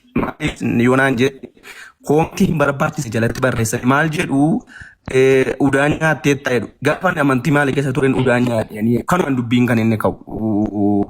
Warri jala deemanii waan hin taane barreessanii ammayyuu namni sammuu nagaa qabdanii namni dhuguma namummaan isinitti dhaga'amu mana namaa jala deemtanii waan hin taane hojjetina. Hojiin qabda yoo ta'e xaxadhaati ciisa. Kan dhaamsasanii hojiin qabdu yoo ta'e deemiiti lafa sii ilaalatu. Amma warri ajjeefamu haduu miti aangoo ajjeesu namni sii kennu jiru. Dhugaasaa dubbachuu yoo ta'e jechuudha utuu miliyoonii kan qabee miliyooniidha. Waan dubbii dhugaasaa sitti himu jechuudha. Miliyoonii kan qabee miliyooniidha malee miliyoonii qabuu miti lafatti miliyoonii fincaan iyyuu hin argamu ture. Dhugaasaa sitti himu yoo ta'e sirriittan beeka maaliif miliyoonii dhumati beektuudha.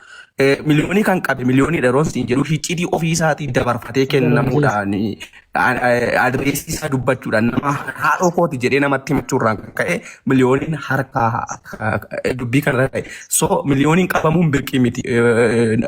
Warri aangoo qaban iyyuu beektaa kan akka Baqqalaa Garbaa, Jawaar Mohaammed namoonni hedduun iyyuu bollaa jalatti hidhamaa turan. Hidhamuun birqii miti. Miliyooniin dhuguma yoo Yesuus Kiristoos fayyisaa jedhee wangeelatti amanee hidhamee jira yoo ta'e yoo du'e iyyuu it's okay. Waan biraa miti miliyoonii irratti hin jalqabne du'i. Eenyu irratti hin jalqabne. Kanaaf iyyuu kuni hin ta'e miti. Ammas dhaamsa dhumaa isinii dhaamu warri miliyooniin haduu jettanii ofumaa afuufinaati bakka hojii keessanii deema. Isin harka jiru du'i nama. Fayyisuus ajjeesuus hin dandeessu. Aangoo isaatiif hin kennamne. Kan ofuma waan barbaaddanii udaan nyaachuu miti. Udaan immoo kan keessan hin nyaanne. Udaan kan isaa hage kan isaa nyaate. Birqii miti. Yoo nyaate jechuudha. Maa nyaate maaliif utuu yommuu udaan nyaate sana akka kanaa haadhamu ta'e yeroo Itoophiyaa keessa ta'e udaan nyaate Itoophiyaa qabsiisuu dadhabame. Booleedha kan inni deemu booleedha as Finfinnee keessatti qabsiisuu hin dadhabame.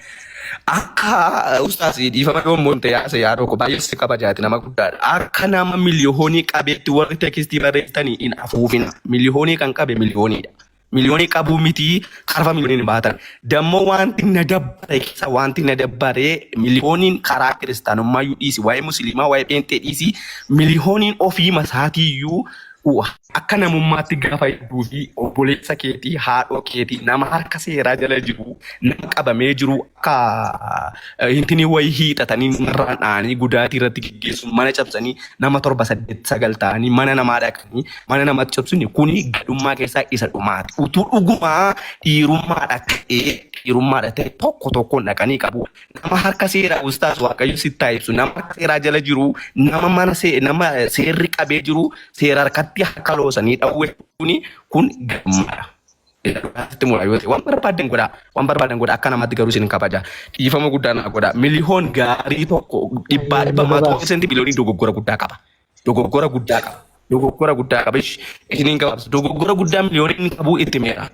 Dhimma namaa hin godhatin. Yesuus Kiristoosiin fudhatteetta miti waa'ee Yesuus Kiristoos duwwaa dubbadhu. Waa'ee amantii namaa dhiisi. Amantiin nama ofii isaatiiyyuu abbaan gaafa waaqayyo edeen dhufa abbaan dhagaatti yoo amane iyyuu dhagaan yoo isa fayyise isa fayyisu. Isa fayyisuu baate immoo itti dhiisu. Dhiisii jedheera itti meen ture.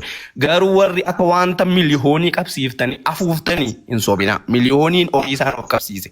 Ofii isaan of qabsiise. Namoonni reesisaa hime bira gaameera. Eenyutu akkana reesisaa hime bira gaameera sababa sanaan qabame. Kanaaf iyyuu yoo dhuguma namummaa waa'ee kiristaanummaa yoo dhiisa namummaan isin buustaniitu buusuu baattanii bareeda ture. Waan nama ajaa'ibu keessaati. Buusuu baattanii bareeda ture. Waan nama ajaa'ibu keessaati. Kiristaanonni mana keenya seenanii akka barbaadan isiniin arrabsaa ijoollee keenya musliimaa nu arrabsaara waan ta'eef beekaan cal jedhe ijoo. Ijoollee keenya warra jala jirta isin arrabsaara waan ta'eef mana keenya dhufe waan ta'eef beekaan cal jedhe. Maaliif jennaani dasi wanti jedhu mana keenya keessatti mana musliimaa dhufte yoo yaadannee kennachuu waan ta'eef amantii keenya tuqne waan ta'eef nama dhuunfaa arrabse waan ta'eef nutti hin qabatu waan ta'eef arrabsaa sobiin bakka bakka isin jechaa mirga isaatti waan ta'eef isiniif jecha sirraa darbachuun qabu jedheetiin cal jedhe haa barani adlii jedhamu yookiin immoo warra kan beeku barumsaa haa ta'u jechuudhaaf inni cal jedhee dhaggeeffadhe. Kan lammaffaa miliyooniin isa of qabsiise kijiba inni of hin qabsiifne. Garaagaraachi illaa istiraateejiin jirreen kan jarri dhaqanii qabanii akkaataa jarritti qaban immoo asirratti dubbachuudhaan barbaadu waan isin ajaa'ibu iddoo inni jiru iyyuu beekan warri akka qabamu taasisan iddoo inni jiru bakka inni jiru beekan akkaataa itti qabameetu jiru sun immoo asirratti dubbachuun barbaachisu ganaallee istiraateejii keenya gara fuulduraatti waan ta'eef kan asirratti dubbannu nuti. Kan biraati otoo dhiira ta'anii tokko tokko naqanii mana naqanii ture. Dhiiran mana namaa dhaqamanii dubartiin mana naqxu mana biraachillaa dhiiratu mana namaatti manatti sii dhufa. Malee silaa nadheentu barri irra eeggattee caammaa baafattee mataa keessi dhoofti. Dubartiin fi sareen gaafa achiin dabartu mataa keessa gadi sareen sitti dhufti gaafa mana ishii bira dabartu dubartiin gaafa achuma jiru caammaa baafattee yookiin waan wasitti darbatti dhiirri immoo bakka ati jirtu mana sii dhufa kan dhiirummaadha mana dhaquun malee gadhummaadhaa miti. Bana garaachillaa harka seeraa jalaan loosanii dhaani jennaan dingata warra nama dhuunfaatti dhaaniiru taanaan sunillee seera miti. Sanagaa seerruu bira jira waan ta'eef jiraafuu meebi jarru yookiin seera jala jiru ta'a sun akkasitti ilaalla jechuudha. Kanaafuuti haalli kun akkasii waan isin jennu qabna ijoollee musliimotaan baay'inaa dhimma wayiitiif wanna jedha. Ustaaza walas jalatti natti mul'atu laata galchaame jooyinii gochuu isaanii argee ture yoo jiraatan nu galchaati. Kiristaanota biraatiif carraa kenname warra hin dubbanne waggaarii dursaan fakkaata. Ustaaza waloo jiraatan yaada biraatti dabarra waan taateef ustaaza walii wal galchaati. Wayyee. Anatu dursaa. Ishi namni dursitan yoo jiraatanii wanneedha. Yesh dubbadhu bakka. Ayyee galatoo. Innaa waa'ee miliyoona irraa dubbatamaa jira natti fakkaate. Ani yeroo jalqabaatiif nama dhuunfarraa takkaayyuu dubbadhee hin beeku. Miliyooniin immoo fooloo dhumarree irraa hin qabu. Gaafa inni udaan nyaatus fooloo hin goone. Gaafa inni amantaa namaa arrabsus fooloo hin goone. Ashoos jedheenii barreessee fi hin beeku. Suma gumaa udaan nyaate moo garuu dhiifama Jechuun na baasaati. Moo saqaldii arrabaa jechaa jirtu. isma dhugaa ani hin argine siibzee inni nyaatu nyaate jechuusaa sheerii ta'ee Jechuun nyaatee ramusuma dhumaa nyaate moo jechuudha. Ani gaaffii wanni jechaa jiru ani qoqqoo saartuu seenu yookiin nama tarrabsaaran seenu daan keenya dhugnaam isa namaan jedhan. Malee ani dhugumaa ta'uu isaa adda dunaa nyaate jechuusaa malee nyaachuusaa hin argine ija kootini nyaate jechuun dhaga'e ani onlaayinuma kanarratti hin dhaga'e. Namni miliyoon qofa utuu hin taane amantii musliimaas haa ta'u kiristaanas haa ta'u amantuma kamiyyuu namni arrabsuu seeraan adabamuun gaariidha. Namni amantii nama arrabsuun hin jiru irra hin jiraatu. Amantii ofii hin jaalatta hin kabaja yoo ta'e amantii nama kamiituu kabajuun dirqama. Abbaan sun akkuma amantii kee jaalatutti jaalata waan ta'eef. Garuu immoo amantiin tokkicha seerri amantii tokko qofaaf dhaabbate. Ani amma ammaatti nama amantii ortodoksii tuqee fi nama amantii musliimaa tuqe malee nama warra wangeela lallabu tuqe yeroo hidhaman hin agarre. Seerri amantii kana lamaan qofaaf dhaabbate moo akkamiidha? Inni biraa immoo namni tokko erga seeraan qabamee otoo jiru harka seeraa otoo jiru rukutamuun maaliif?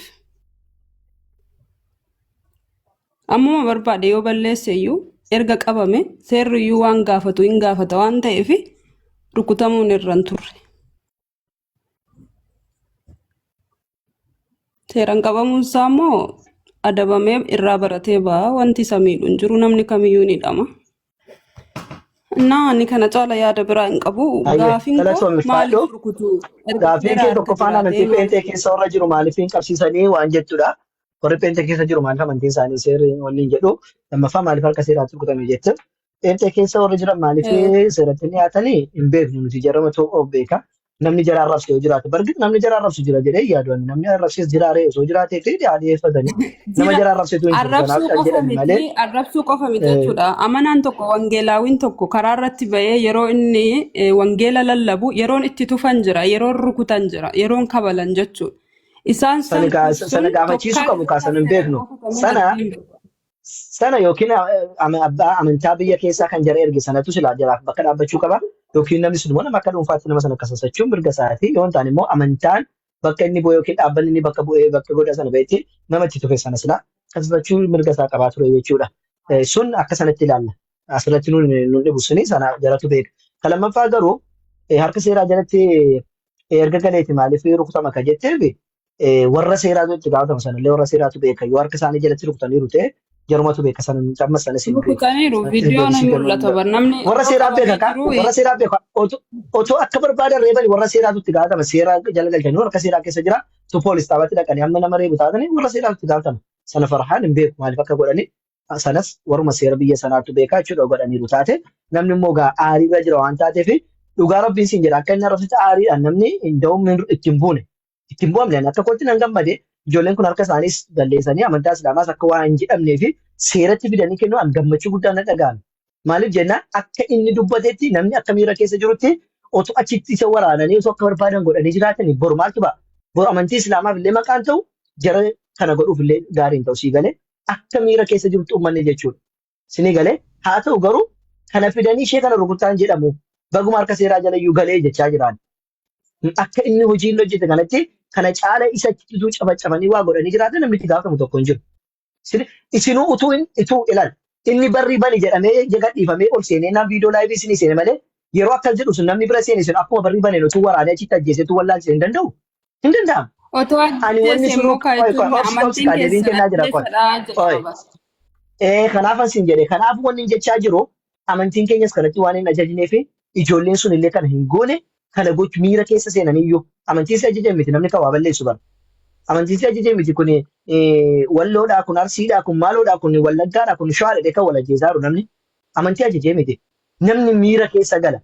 Miira namummaa isaanii to'atanii akka kootti wanti isaan dinqisiifadhu miira namummaa sana to'atanii sanuu amantii akka lubbuu isaanii ol jaalatan nabiyyi isaanii jaalatan akkasiin arrabsamaa miira namummaa sana to'atanii of danda'anii seera qaama seeraa bilbilanii seeratti kennuu anaaf sadarkaa guddaadha kan waa irrayyuu isaan goone kan waa isaan goone iyyuu gammachuu guddaa qabaa isiniin jechuu jiraan akkasii galatoomi waan nu gaafattee fi waa yaada nu kennitee fi inshaallah waggaariin haa dubbatu. San booddee gara sagantaa biraa akka isin jedhee dabarraa uffata wal dhumarratti waan nuun jedhanii jechuudha. Walitti qabu waggaarii fi leelloon gaggabaabsaa waan nuun jedhaati. Ayyee ustaas galatooma yaada haasamaa ture dhagaan ture. Leelloo waggaarii booda haa ta'u obsi waggaarii booda nu gaafatta. Itti fufure. Itti fufee waggaarii gabaabsitiin dheeressin. Yoo xiqqaate daqiiqaa lama yoo baay'ate jechuudha. Ayyaan inni dheeressu yaaduma gabaabaati kanan dubbachuu barbaadu. Haalli amma deemamaa jiru kun gabaabaatti waan gaarii akka hin taane isinillee kaa'aati kan jirtani. Dabalatee namni hundumtuu nama barate nama seenaa beeku biyya ijaaruu keessatti musliimni illee gahee qaba kiristaanni illee gahee qaba. Abbootii musliimaa baay'een aarsaa kaffalaniitu biyyi keenya akka isheen ijaaramtee dhuftee as geessu kan godhan seenaan kan beeku waan baay'eetu jira jechuudha. Innaa haalli amma deemamaa jiru garuu beektotaan osoo hin taane wallaalotaan garaagarummaan kiristaanotaa fi musliima gidduutti uumame biyya akka diigamu ta'uuf deemaa jira. Isin qofa qabaachuu dhiisuu dandeessu. Amma guyyaa har'aan iddoo baay'eetti dhaggeeffachaa ture. Kan nu hafe nama baay'ee dheedhaniillee biyya isaan jiran kan waliif eeraa turan baay'eetu jiru. Seeraan namni waa balleesse tokko gaafatamu waama sirriidha. Kiristaana keessaas musliima keessaas. Kiristaanatu musliimatti balleesse taanaan waan itti balleesse sanaaf gaafatamuun dirqama seerrii itti gaafachuu qaba. Kun waan jirudha. Musliimatu kiristaanatti balleesse taanaanis immoo innis gaafatamuun dirqama. Waa'een namni balleesse maa gaafatamaa miti ani gaaffiin koo.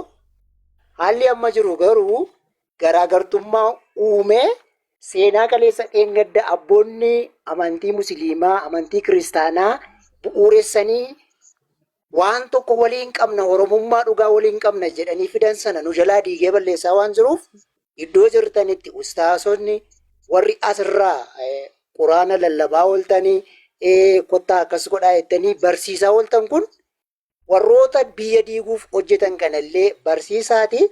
Inni balleesse immoo balleessaa isaaf haa adabamu. Yaadi koo kanuma galatooma. Galatooma ulfaadhu waan akka amma jette irratti sekondii 5 qofa deebisii kennaa. Dhugaadha waan ammatti bakka biraatti dhageesse akka kootti namoonni hafan baay'eetu jiru. Namoonni dahoo amantii godhatanii akka waan manni amantii bakka isaan buufatetti akka manni amantii nu godhi kana jedhetti dhufanii amantaa namaa xiqqeessanii arrabsanii booddee amantii jala deeffachuu barbaadan baay'eetu jiru.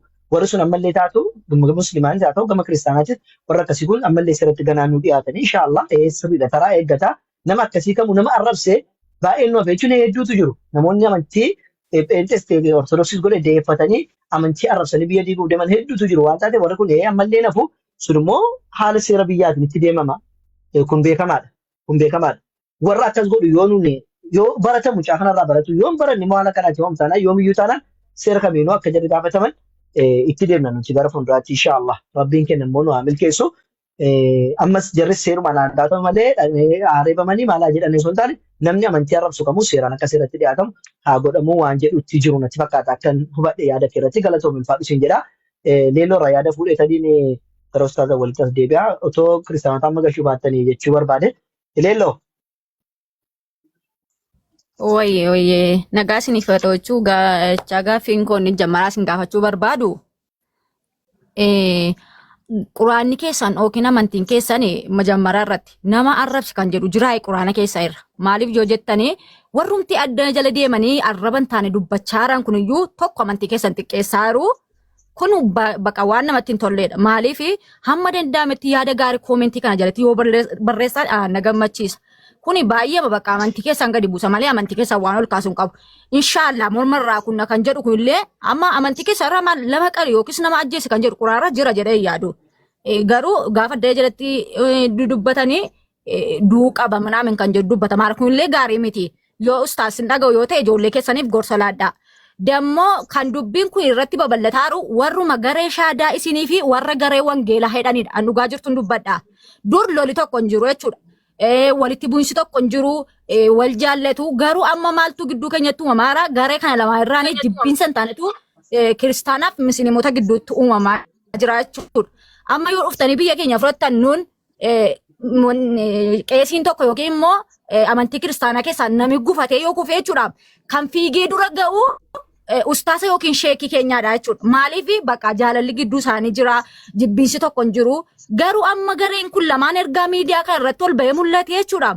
Baay'ee garaagarummaa guddaa fi jibbinsa guddaatu uumamaa jira.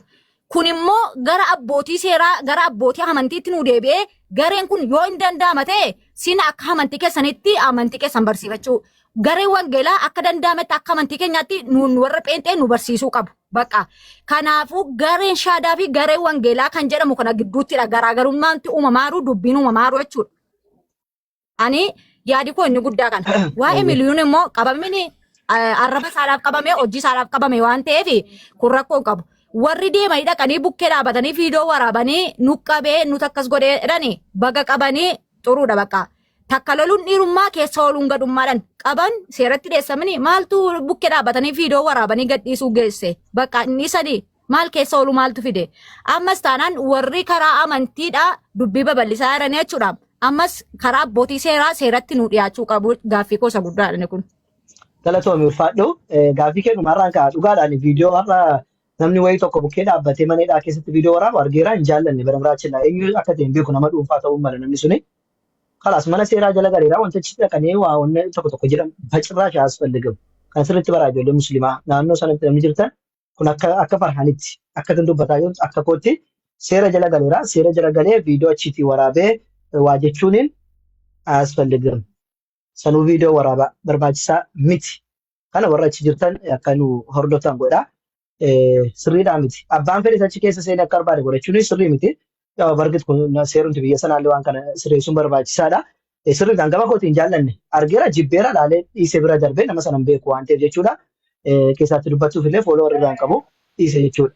Yoo asalaana dagaa jirta taatellee eenyuun keessa naqxanii bakka seeraa jala galeera viidiyoo achiitii waraabdanii minaaminii as fallidu bakka seera jala galeera seerri bakka itti baasu halas xumurre.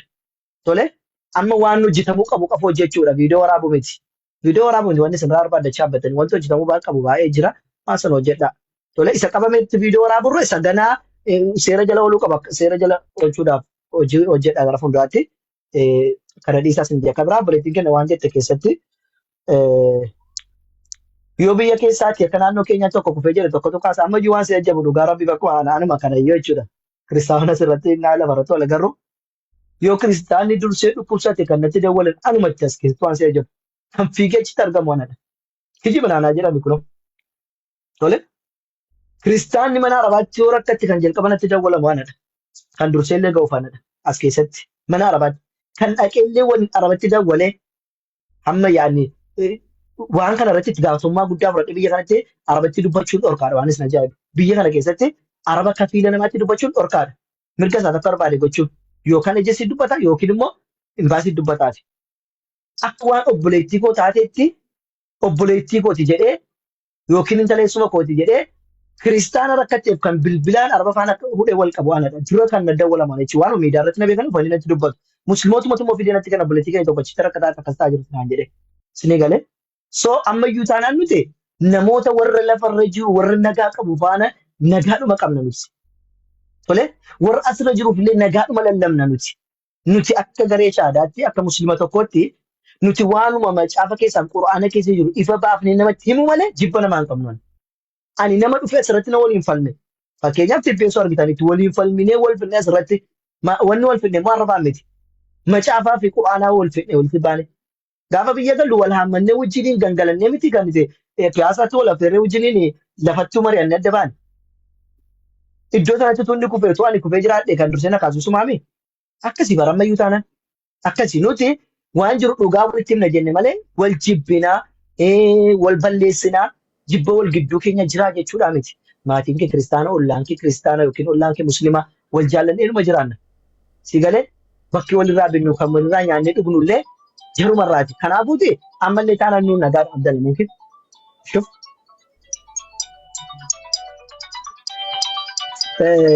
Nuti kan walirraa nyaannee dhugnu akkasittiin garuu dhugaa jiru walitti immoo sirriidha arraba haadhiifnuudha amma dubbiin jiru akkasii galatoomi leellee ustaaza walooti raattanii mee haasaa yoo yaada fuudhan jettanis yookaan immoo waan kana xumurreetii dhimma keessaan naan jettan sana dabarra jettanis inshaallah.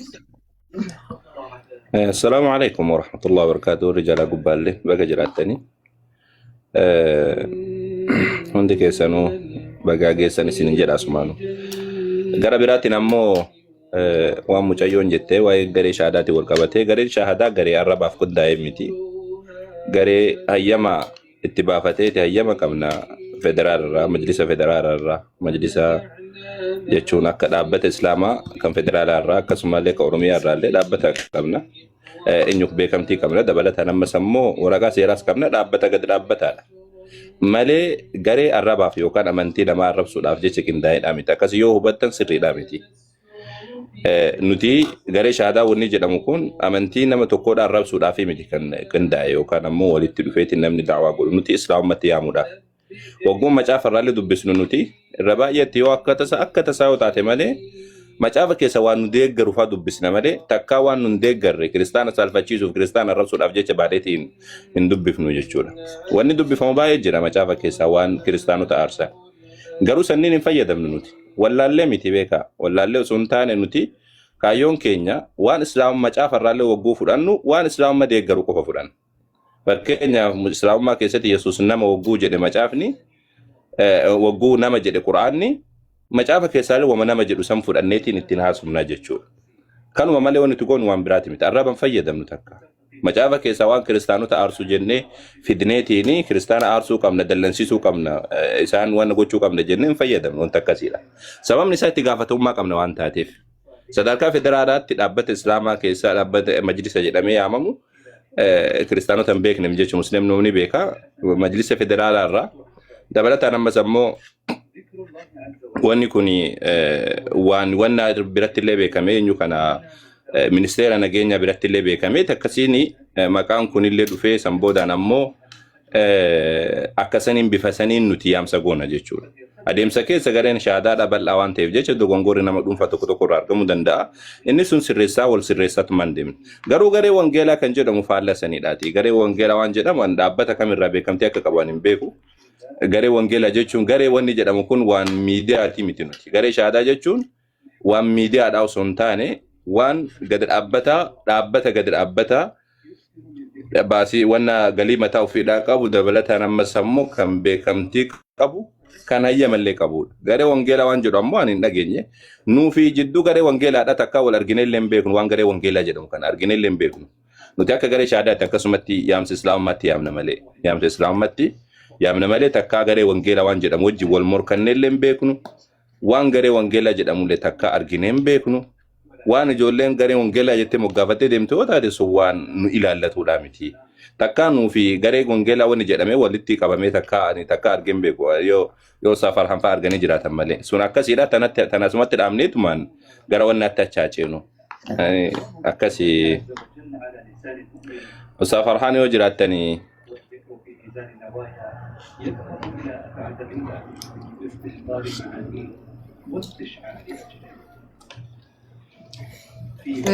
Ustaz gaaffii tokko sin gaafadhu. Eeyyuu gaafadhu akka safaraan dhufuufi. Ilaa amma isin itti hirmaachuu dhiisuu dandeessu malee ni jira amma waajiin hordoftu mucaa kan kiristaanaa jechuudha. Waajiin hordoftu. Waajiin barsiisaallee miti maal mucaa ofii keenya wangeela Maarqoos Luukaas jennee barsiifneedha. Erga sani ammoo arrabuma malee takka waajii waan jedhamu takka beekaa kiristaana arginee hin beeknu nuti. Nuti anu biratti nama garee wangeelaa jedhamu sun taane waajiin ijoollee waa arrabsitu ijoollee qindooftee waa arrabsitu akkasumatti wanna jettu. San ammoo nuti ijoollee waa arrabsitu jenneetumaan beekna malee takka garee wangeelaatti jennee hin beeknu. Wangeela illee bakka buutee jennee jedhaman. Haa ta'u garuu laa ustaas wanti isin hubachuu qabdan argitaniittu haa ta'u arguus isaa garuu isaasin amma mootummaan beekaatti jettani isin haa beeku garuu immoo giruuppiin tokko jira laa argitanis arguu dhabdees jira laa adda irra giruuppiin lama jechuudha. Giruuppiin lama jiru kun amma isaanii maree yoo mari'atanii amma ijoolleen keessan akka kanatti jalatti yaa'aniititi haadha keenya akkas godhaa haadha kee morman kutaa manaamin kan jedhu jira laa akkuma amma argaartan maal amma dhugaaf dubbadhaa isin Koomentii dhiisii ilaaluu teenya. Koomentii yoo ilaalte ati nama maraachanu akkasumatti namni wal arrabsaa gaariidha ishi kun. Amantii makeessaniif gaariidha. Okay, ka arrabaadha isa san sitti mujjirra. Wanni siin jedhe ilaaluu teenya. Arraban deeggaru nuti. Takka ijoollee keenya warri as jala oolullee ni beekanii. Garuu ammoo miidiyaa guutuu hoogganna jechuudha miti. Namni as jala oolu nam fakkeenyaaf amma Oromoon nama miliyoona 30 yookaan 40 yoo taate. Uummanni kun jijjiiramaa dhufa. Namarran bananiitu nama duraan jiru qofaadhaa miti. Nama haarawatu dhufa. Isa kanallee ittuma himaatumaan deemna. Arrabni dhaabbate jechuun hin danda'amu TikTok irratti karaa koomentiitiin jechuun. Namni haarawaa dhufu ni arrabsa. Dhiisi arraba jedhaan ni deemna. Akkasumatti barsiifataatiin deemna jechuudha. Gama kaaniin ammoo ati kan jette garee wangeelaa garee shahaadaa ka jette wanni garee shahaadaa garee wangeelaa jedhamu jiru. Gareen shahaadaadhaa dhaabbata islaamummaatti yaamu malee takka kan amantaa arrabsuudhaaf jecha dhaabbateen takka arrabsinee illee hin beeknu. Nuti wama islaamummaa keessa macaafa keessa illee wagguudhaan nuti nu bira kootu yeroo hunda mana keenya kootu ni agartaati. Nu takka wagguu mana bannanni teenyulleen quraanummaa waan dubbatu. Quraanni Yesuus gabricha Rabbi Maryam ta'akkanati yoo jedhee Nabi Muhammad Nabiyyi Rabbi too jedhe kanuma sitti himna nuti. Yesuus nama jenneetuman sitti himna. Macaafa keessa illee dhahinee wama nu deeggaru haasofna malee nuti كريستان الربسين جنة كريستاني بلغودا كريستاني أكنادا كريستاني ورا نمنياتو كريستاني ورا كنات جنة مجابا كيسنة أكا تسالفتو أكا تدلن تقونامي انفيدا منو كان نبيرا كوتو يرو هندمينا غرتا نتواني يرو غلغلا غنمت تواني هاسوفنو يسوس ناما النبي محمد إرقام ربي انتوكيتشا مجافا رالي وقو في دنو كانوا مرقافو دانيتين هاسوفنا يشو غري وانجيلا واني جرامو غري وانجيلا دان نمبيكو غري وانجيلا دابتا كمتو بيكا نمبيكو نتي وفي بيكسيفني مجلي وانا فدرالة وفي بيكسيفني منستير نجينيا وفي بيكسيفني أوروميا وفي بيكسيفني وجي كنا هجتشو بربان نجنة إرجسني سيرك أبو اتقافتهم ما فرنتين هجتشو جرا سيقلتي غير وانجيلا وانجيلا متكا بيكا لك سكجرو نجر يعني أماس بيكمتي كمينا كرابة اللي مبيكو وانجيلا اللي بك بواجريت نمانو يعني يوكان كريستانو اللي بك بواجريت نمبيكو دبلت أنا مو نسان قد أوان براتي محمد أكنا تي محمد ما شافك كيس محمد ونجرون جرو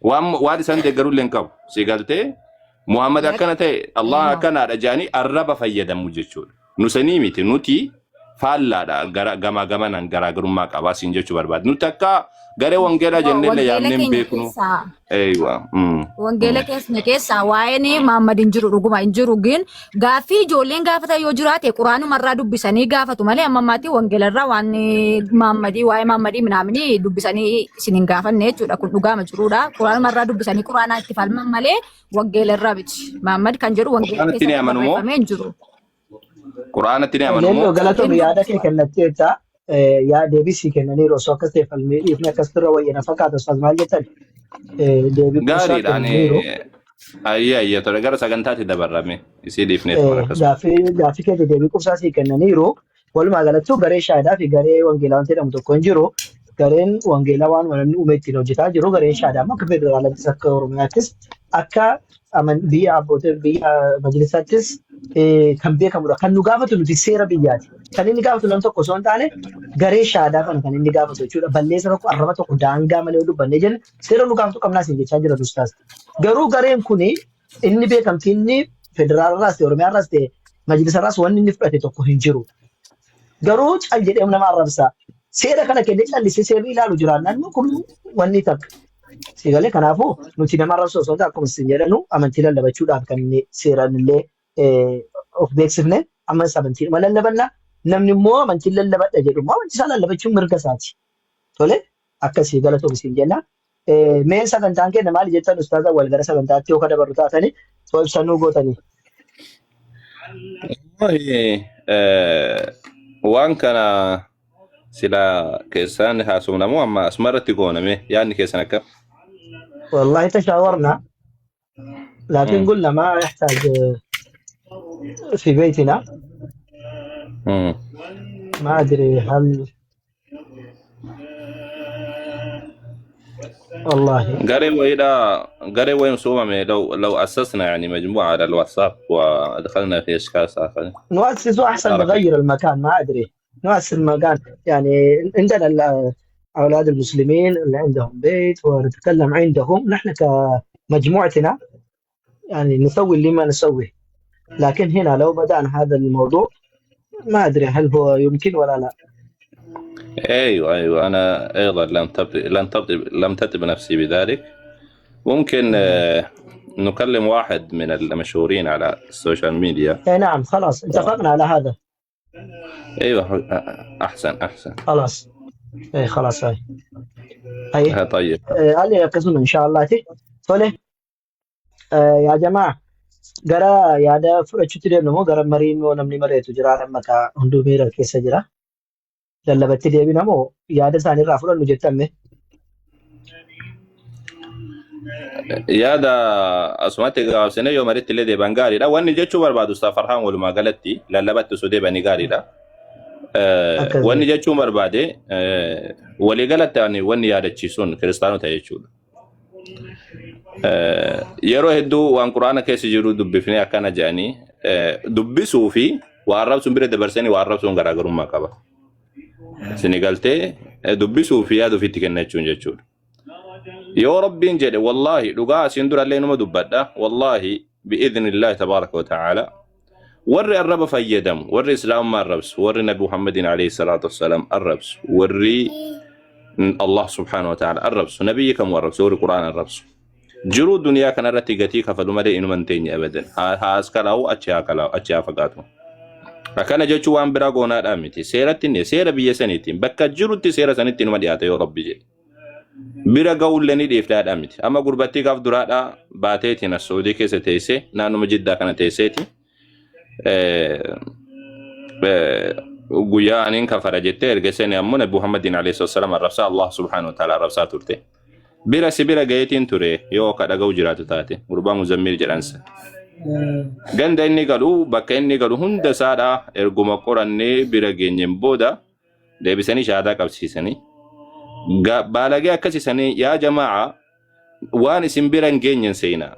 Nuti isin hordofaatumaan teenya laa faayila walitti qabataa isin hordofaatumaan teenya. Nuti amantii kam warrabsuu hin deeggarru. Amantiidhaan wal arrabsaati wal injifadhaan jennu ragaadhaan. Yoo gaafachuu barbaachise waan quraana keessaa hadiisa keessa jiru hin gaafatinaadhaa miti. Hin tuqinaadhaa miti. Gaafadhaa bifa adaba qabuun. Hadiisni kun akkana jedha maa akkana jedhan jechuun waan sirriidhaati.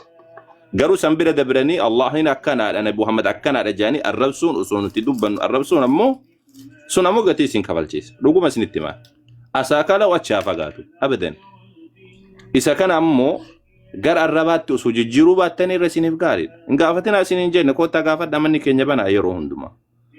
Maaf akkana jedhe Qur'aanni maaf akkana jedhe hadiisni kuni jedhaati yaada keessan itti kennachuudhaan maletti yaada keessan kennettanii arrabsuudhaan maletti kottaa gaafadha.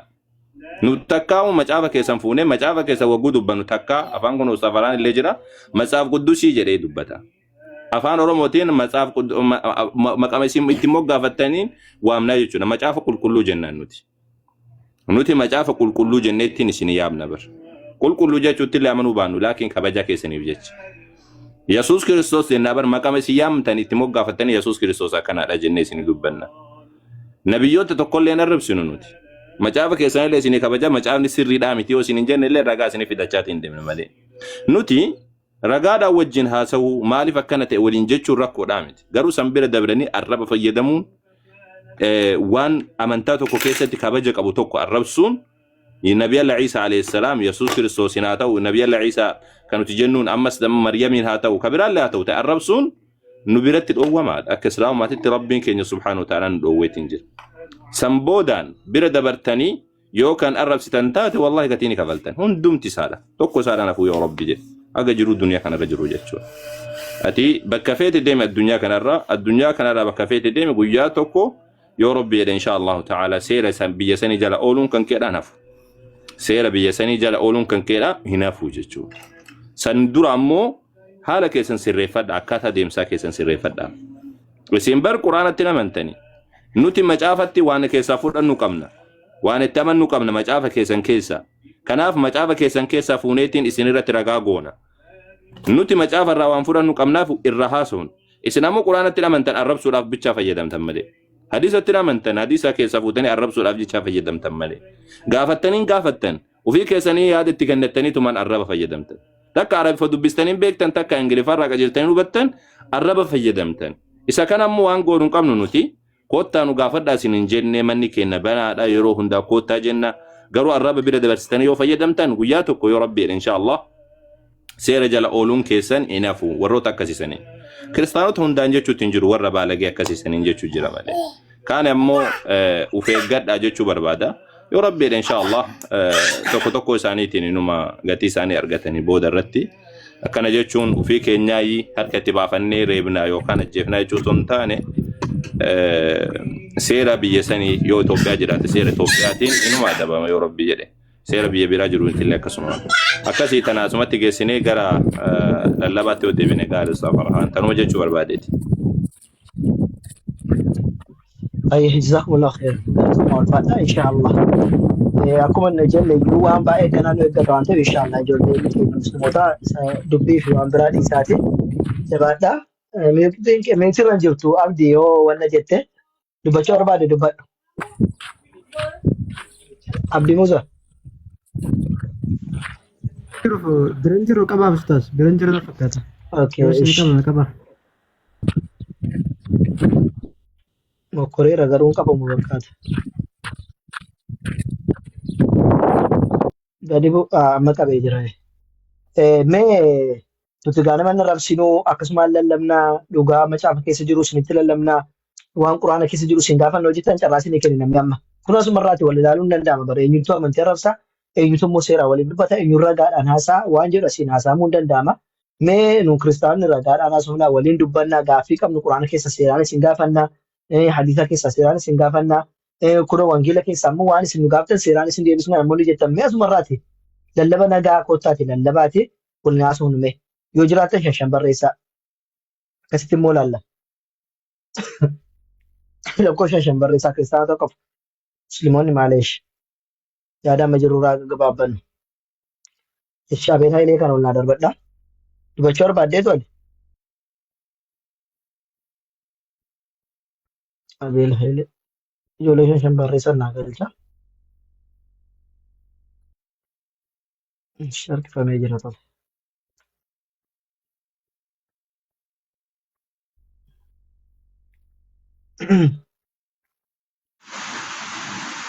Kiristaana tokko barbaadna. Nagamaa sagaleen kee. Hin nagaame. Har'a na seensiftanii akkatti na seensiftan moo hojii?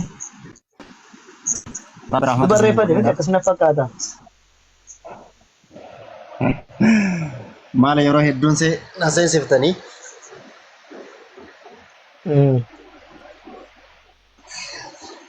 Kiristaanadha? Akkam jirtan naga jirtu? Mul'attani naguma? Hayya alhamdulillah kagaadha. Hayya. Barsi guddise amma mul'ata. Eewa sirriitti akkana beekattaniif. Hayya. Yoo aariidhaa fi arraba dhiistan.